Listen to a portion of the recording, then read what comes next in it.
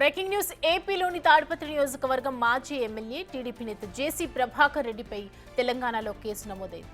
నటి బీజేపీ నాయకురాలు మాధవిలత ఫిర్యాదు మేరకు సైబరాబాద్ పోలీసులు కేసు నమోదు చేసుకున్నారు.